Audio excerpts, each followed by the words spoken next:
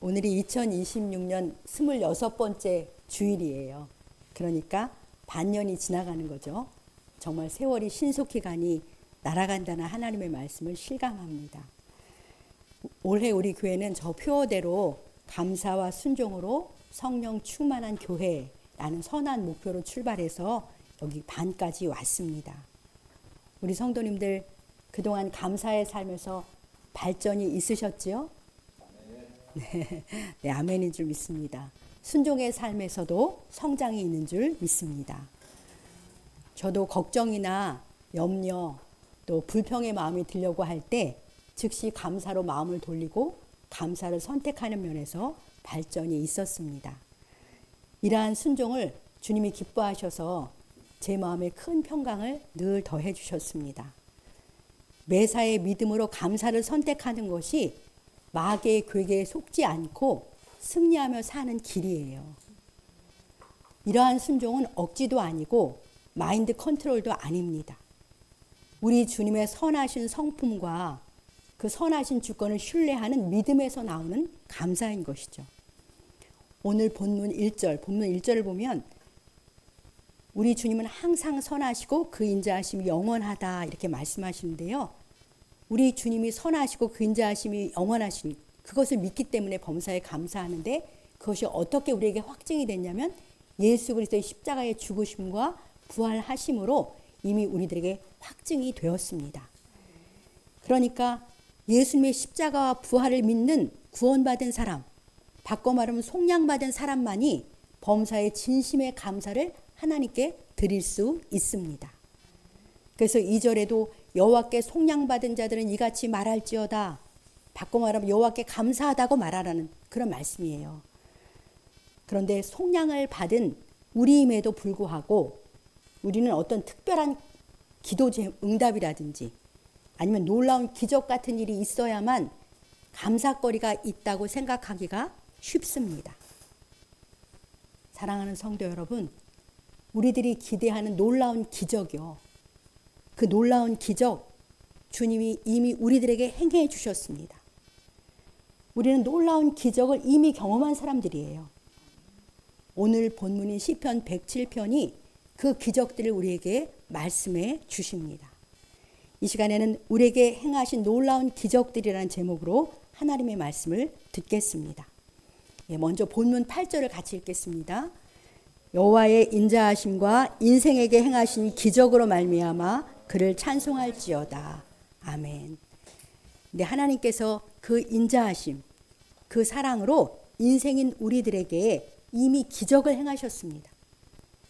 그 놀라운 기적들로 말미암아 주님을 찬송하라 그렇게 말씀하시죠.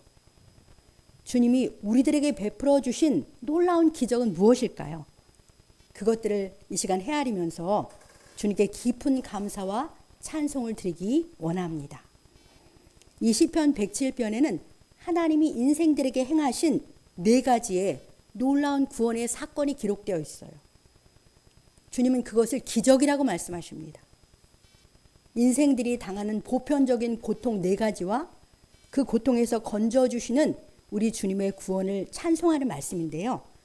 오늘은 그 중에서 두 가지의 기적만 살펴보겠습니다. 이제 첫 번째 기적은 광야 사막길에서 방황하며 줄이고 목마른 우리를 건져주신, 우리를 구원하신 그 사건을 말씀합니다. 자, 본문 4절 5절을 같이 읽겠습니다. 그들이 광야 사막길에서 방황하며 거주할 성읍을 찾지 못하고 줄이고 목이 말라 그들의 영혼이 그들 안에서 피곤하였도다. 아멘. 광야 사막길에서 방황하며 거주할 성읍을 찾지 못해서 줄이고 목마른 그들이 누구입니까? 모든 인생이에요. 우리 모두입니다. 우리가 태어나 발을 디디고 살고 있는 이 세상이 광야와 같고 사막과 같습니다. 사랑하는 성도 여러분, 광야와 사막이 어떤 곳인지 혹시 아십니까? 거기에는 길이 보이지 않습니다. 아니, 길이 없어요. 잠깐 길이 난 것 같아도 모래바람 한번 불면 곧 길이 사라지는 그런 곳이 광야 사막입니다. 그런데 우리가 살아가는 이 세상이 광야 사막과 같아서 참 길이 보이지 않아요.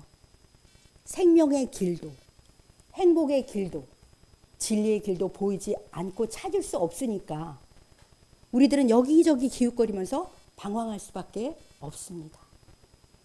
또 광야 사막은 모래바람뿐만 아니라 뜨거운 태양이 장렬하는 곳이잖아요.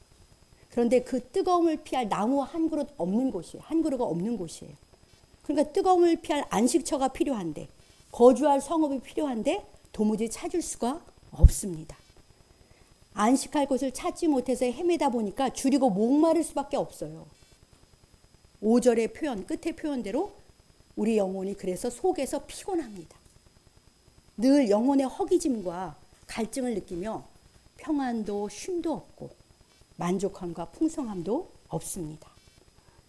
사랑하는 성도 여러분, 여러분들은 이 말씀을 들을 때 어떤 마음이 드십니까? 아, 내 모습이구나. 내 영혼이 저랬는데, 그런 생각이 들지는 않으세요? 저는 옛날부터 이 말씀을 좋아했는데 이 말씀을 읽을 때마다 예수님 믿기 전에 저의 모습과 똑같다는 생각이 들고 그때의 제가 떠올라서 짠한 마음까지 들고는 합니다. 주 예수님 믿기 전에 저는 어디로 가야 할지, 어떻게 살아야 할지 몰라서 속에서 방황했습니다. 저에게 참길을 가르쳐주는 사람이 없었어요. 그래서 제 나름대로 열심히 살려고 노력했지만 늘 이리저리 흔들리면서 안식이 없고 공허했습니다. 제 삶의 안식처, 제 인생의 목적을 찾지 못했기 때문이에요. 제 영혼은 줄이고 목말랐던 것이죠. 그런데 이것이 저만의 모습이겠습니까? 이 4, 5절 말씀은 주님을 모르고 살아가는 모든 인간 군상의 모습이에요. 아마 여러분들도 이 말씀 속에서 자신의 영혼이 비춰지실 것입니다. 내가 세상에 왔는데 무엇을 위해 왔는지, 어떻게 사는 것이 옳은지, 어디를 향하여 가는지도 모르고 세상 물결 흐르는 대로 가게 되잖아요. 그러니 마음 한켠에는 불안과 두려움이 있고요. 기쁨도 만족도 없이 그저 바쁘게 허덕이며 살아갑니다. 요즘 우리 사회의 시류는 주식이나 금, 부동산 같은 것으로 돈을 많이 벌어서 안정되게 사는 것 같아요. 부를 추구하는 것도 옛날부터 있었지만 요즘은 특히 심해졌습니다. 파이어족, 영리치 이런 이야기를 들으면서 아마 많은 젊은이들은 상대적 박탈감도 들고 흔들릴 것입니다. 나도 저 물결을 따라서 저 길에 합류해야 할 것 같은 조급함에 빚을 영끌해서라도 뛰어드는 이들이 많다는 소식을 듣잖아요. 그런데 과연 그 시류가 길일까요? 거기에 안식처가 있을까요? 우리의 창조주, 우리의 주인이신 주님을 만나지 못하면 우리들의 영혼은 계속 흔들리고 방황할 수밖에 없어요. 내 존재 가치와 존재 이유를 모르기 때문입니다. 내 삶의 목적을 모르니 내 갈 길도 모르지요. 그러면 헛된 것에 내 삶을 들이다가 인생을 낭비할 수밖에 없습니다. 그리고 결국은 망하는 인생이 되는 거죠. 사랑하는 성도 여러분, 예수님께서는 이와 같은 우리들의 모습을 보시고 불쌍히 여기셔요. 우리가 잘 아는 마태복음 9장 36절을 함께 읽겠습니다. 무리를 보시고 불쌍히 여기시니 이는 그들이 목자 없는 양과 같이 고생하며 기진함이라. 아멘. 주님은 참된 길을 찾지 못하고 방황하면서 멸망으로 치닫는 우리들을 목자 없는 양과 같다. 그렇게 말씀하셔요. 목자를 잃어버렸으니 방황하고 고생하고 기진할 수밖에 없죠. 주님은 이런 우리를 보고 계시고 우리를 불쌍히 여기십니다. 우리의 선한 목자이신 주님은 길 잃은 양인 사람을, 우리들을 찾으시는 거예요. 우리는 반드시 참 목자이신 주 예수님을 만나야 합니다. 그러면 바른 길로 인도받고 거할 성읍에 이르게 되는 거예요. 우리가 어떻게 참 목자를 만나는지 본문 6절 7절을 같이 읽어보겠습니다. 6절 7절을 읽겠습니다. 이에 그들이 근심 중에 여호와께 부르짖음에 그들의 고통에서 건지시고 또 바른 길로 인도하사 거주할 성읍에 이르게 하셨도다. 네, 아멘. 방황하며 줄이고 목말라 지친 우리들은 근심 중에 하나님을 찾는 마음이 일어납니다. 그러니까 영혼이 SOS를 하나님께 치는 거예요. 감사하게도 주님은 우리 각 사람의 SOS 신호를 알아차리세요. 그래서 우리를 그 허무함과 방황에서 우리가 건진받기를 갈망한다는 걸 아시고 주님이 우리를 찾아오십니다. 여기 우리가 부르기도 하지만 주님이 먼저 우리를 찾아오세요. 우리가 영혼의 허기짐과 갈증을 가지고 주님을 찾고 그 심령으로 부를 때 주님은 우리를 그 고통에서 건져주세요. 건져주시고 7절 말씀대로 바른 길로 인도하시고 거주할 성읍에 이르게 하십니다. 그 바른 길, 거주할 성읍이 어디입니까? 바로 우리 주 예수 그리스도십니다. 예수님이 참 길이세요. 예수님 자체가 길이십니다. 참 길이신 예수님께서 우리가 거할 성읍인 아버지 품 안으로 하나님 나라로 우리를 인도해 주십니다. 예수님이 직접 말씀하셨잖아요. 요한복음 14장 6절에서. 우리가 잘 아는 말씀이지만 요한복음 14장 6절을 뜻을 생각하면서 같이 읽겠습니다. 예수께서 이르시되 내가 곧 길이요 진리요 생명이니 나로 말미암지 않고는 아버지께로 올 자가 없느니라. 아멘입니다. 예수님만이 구원의 길이고 예수님만이 생명의 길이고 진리이십니다. 참 길이신 예수님께 나아가면 우리를 영원히 거할 성읍인 아버지 품으로 하나님 나라로 인도하시는 줄 믿습니다. 여러분들은 모두 참 길이신 예수님께 나오셔서 예수님 믿고 자신을 주님께 다 의탁하신 그러한 분들인 줄 믿습니다. 광야 같은 세상에서 갈급한 심령으로 주님을 찾으면 주님은 어김없이 우리를 만나주세요. 왜냐하면 주님이 먼저 찾고 찾으셨기 때문에 방황하며 굶주린 우리들을 먼저 발견하시고 만나주시는 거예요. 그러면 9절 말씀이 이루어집니다. 자, 9절 말씀을 같이 읽겠습니다. 그가 사모하는 영혼에게 만족을 주시며 줄인 영혼에게 좋은 것으로 채워주심이로다. 아멘. 네, 주님은 참 길과 안식절을 사모하는 우리 영혼에게 만족을 주세요.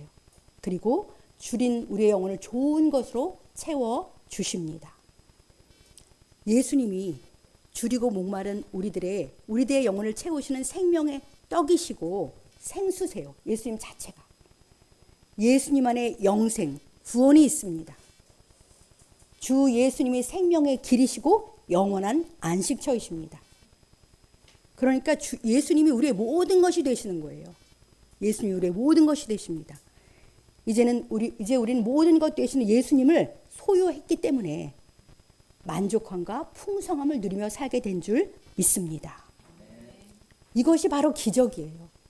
이것이 기적입니다. 방황하던 우리가 길을 찾고 모든 것 대신 주님을 소유함으로 내가 모든 것을 가지게 된 것.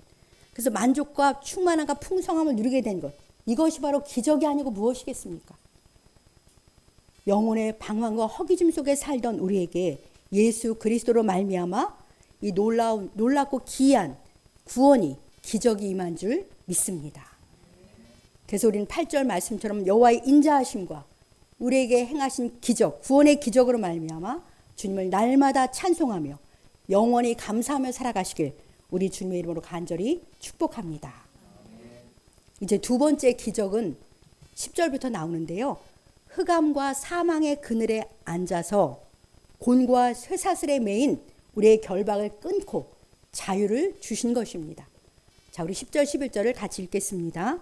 사람이 흑암과 사망의 그늘에 앉으며 곤과 쇠사슬의 매임은 하나님의 말씀을 거역하며 지존자의 뜻을 멸시함이라. 아멘. 이 말씀은 죽음과 죄에 매여 사는 인간 실상의 원인에 대해서 명쾌한 해답을 주는 말씀이에요. 사람이 캄캄한 어둠 속 죽음의 그늘 속에 사는 이유가 무엇이라고 말씀하십니까? 사람이 곤고하고 죄의 쇠사슬에 매여 묶여 사는 이유가 무엇이라고 말씀하십니까? 하나님의 말씀을 거역하며 지존자의 뜻을 멸시하기 때문이라고. 그렇게 하나님은 단순하고 명쾌한 답을 우리에게 알려주십니다.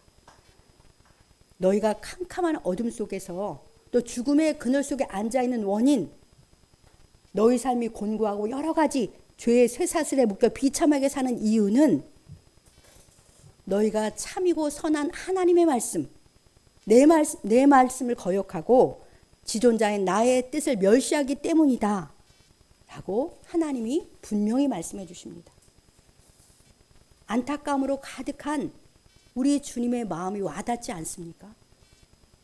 우리들에게 빛과 생명, 평안과 자유를 주길 원하시는 사랑의 주님의 목소리에 귀를 기울이시기 바랍니다.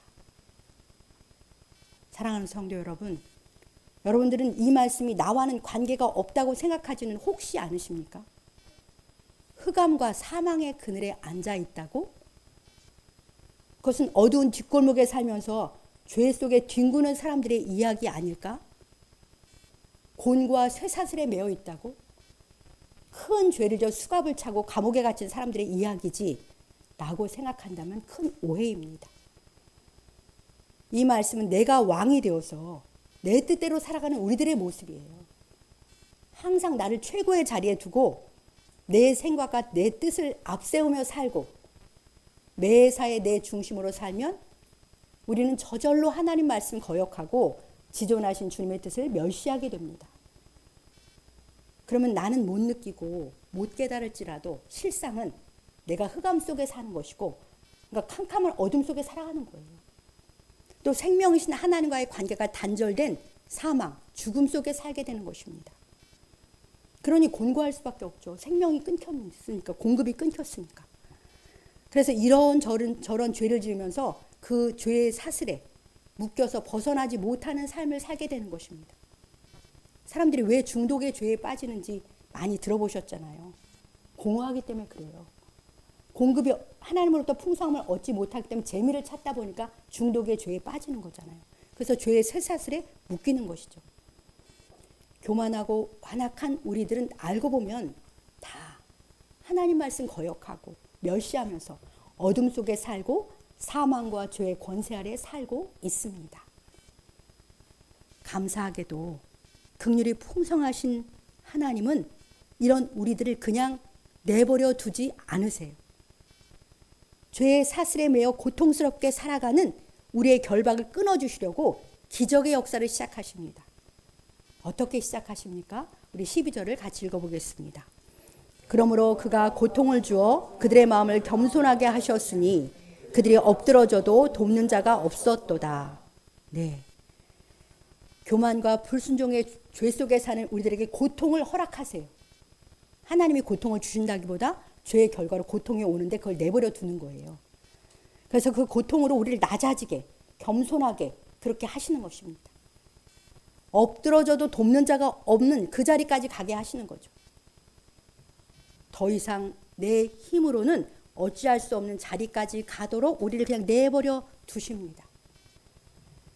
이러한 고통과 낮아짐이 없으면 우리는 주님을 찾지 않아요. 더욱 어둠 속으로 빠져들기 때문입니다.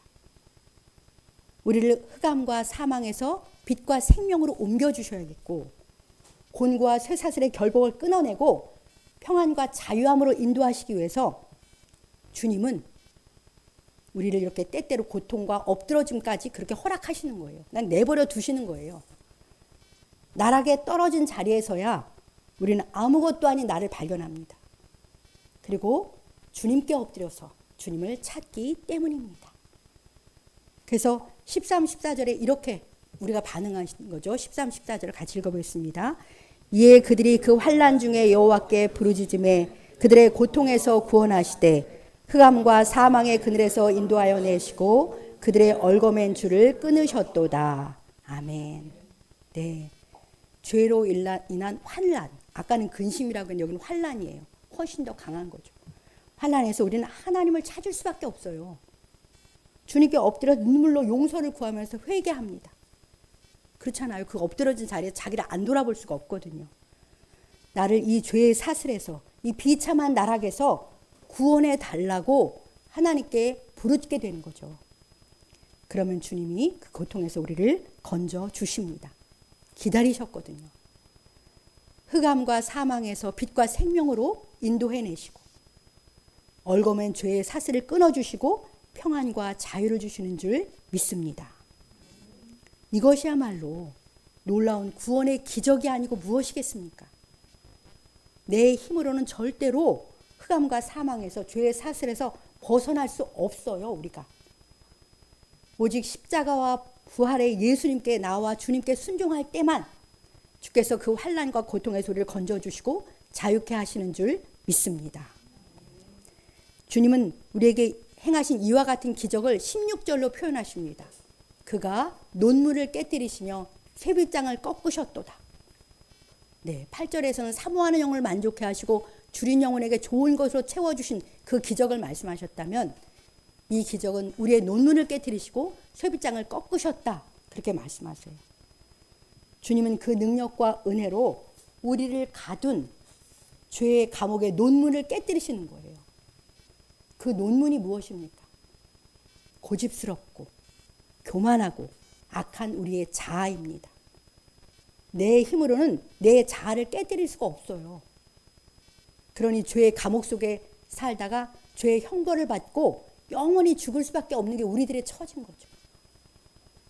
그런데 주님께서 강한 팔로 고집스럽고 악한 내 자아의 논문을 깨뜨리시고 죄의 감옥의 쇠빗장을 꺾어내시는 것입니다. 그렇게 우리들에게 자유를 주셨습니다. 누구도 꺾지 못하고 깨뜨릴 수 없는 우리들을 주님이 어떻게 꺾고 우리 마음의 문을 여셨습니까? 그 인자하심으로 그렇게 하시는 거예요. 십자가에서 내 대신 달려 죽으신 사랑으로 우리의 강한 자아를 깨뜨리시고 꺾으시고 자유를 주시는 것입니다. 우리 주님은요, 사랑으로 우리의 고집스럽고 악한 자를 녹여내세요. 사랑의 감동이 아니면 우리가 꺾어지지가 않아요. 그러니까 이것보다 더한 기적이 어디 있겠습니까? 창조주 하나님이 비천하고 악한 피조물을 대신해서 죽으심으로 우리에게 죄에서의 해방과 자유를 주시다니요. 정말 기이한 사랑이며 구원인 줄 믿습니다.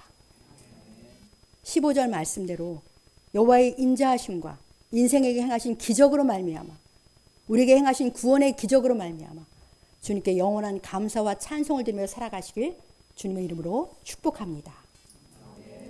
이제 끝으로 실제로 이 흑암과 사망의 그늘에서 건진받아서 온전히 빛 가운데 살게 된 한 사람의 이야기를 나누고 말씀을 마치겠습니다. 그 사람은 미국 닉슨 대통령의 특별 보좌관이었던 척 콜슨이라는 사람이에요. 저희처럼 좀 오래된 사람들은 워터게이트 사건을 아실 텐데요. 척 콜슨은 아주 명석한 두뇌를 가진 사람이었어요. 그래서 닉슨 대통령의 재선을 위해서 맹목적인 충성을 했던 보좌관입니다. 그의 별명이 뭐냐면 닉슨의 도끼잡이, 사악한 천재, 그것이 그의 별명이었어요. 그는 상대당 본부에다가 괴한을 시켜가지고 도청 장치를 설치하려던 그 워터게이트 사건의 배우로 지목되어서 형을 선고받고 교도소에 수감이 됩니다. 그러니까 그는 권력의 정점에서 한순간에 나락으로 범죄자로 추락한 것이죠. 그런데 그가 구속을 앞둔 그 시점, 교도소에 있을 때요. 아직 갇히기 전에 그때 절친한 친구가 와서 C.S. 루이스의 순전한 기독교라는 책을 이렇게 선물로 줍니다. 저도 요새 순전한 기독교 책을 읽고 있는데요. 그걸 읽고 그가 회심해서 예수님을 믿게 되는 거예요. 그 그러니까 하나님의 살아계심과 구원에 대해 변증하는 책이거든요. 그러니까 그는 철저한 이성주의자였고 정치가였는데 그 콜스는 그 책을 읽으면서 자신의 오만함, 그런 자신의 죄를 뼈저리게 깨닫고 눈물을 흘리며 회심하게 돼요. 그 후 7개월간 수감 생활을 하게 되는데요. 거기서 그 감옥 속에서 감옥 안의 재소자들의 그 비참한 삶을 같이 경험한 거죠. 보았잖아요. 그리고 그들의 필요를 주목하게 됩니다. 그래서 출소한 후에는 교도소 선교회를 설립해서 그 재소자들을 돕는 일을 했는데요. 그가 세운 교도소 선교회가 현재까지 100여 개국의 나라에서 활동 중인 거예요. 재소자를 돕는 일에. 그는 또 형벌 중심의 사법 제도를 치유와 회복 중심으로 바꾸는 데도 앞장을 섰습니다. 그래서 척 홀스는 1974년에 회심을 해가지고 2012년 80세의 일기로 세상을 떠날 때까지 동일한 삶을 계속 산 거예요. 권력으로 돌아가지 않고. 그래서 종교계의 노벨상이라고 할 수 있는 템플턴 상도 받았고요. 미국 시민에게 최고의 영예 중 하나인 대통령 시민 메달도 받았습니다. 그는 현대 미국사에서 가장 철저하게 타락했던 권력가가 가장 겸손한 봉사자로 거듭난 위대한 회복의 상징으로 기억되고 있습니다. 이러한 회심과 구원, 그것으로 말미암아 변화된 삶을 사는 것이 기적 중에 기적 아니겠습니까? 사랑하는 성도 여러분, 우리 모두에게도 모양은 다르지만 예수 그리스도 안에서 놀라운 구원의 기적이 임한 줄 믿습니다. 오늘 우리가 범사에 감사하는 것은 항상 형통해서가 아니에요. 우리는 이미 광야 사막에서 날 건져주시고 흑암에서 빛으로 끌어내 주시고 내 죄의 쇠사를 끊어내 주시고 자유를 주신 우리 주님의 놀라운 기적을 경험한 사람들입니다. 우리는 이미 예수 그리스도 안에서 신비롭고 놀라운 기적을 경험했으니 이 내게 임한 구원의 기적들을 늘 헤아리면서 그 은혜들을 헤아리면서 이번 한 주도 또 앞으로의 모든 삶에서도 늘 감사와 찬송으로 승리하시며 주님께 큰 영광 돌리며 살아가시길 우리 주님의 이름으로 간절히 축복합니다.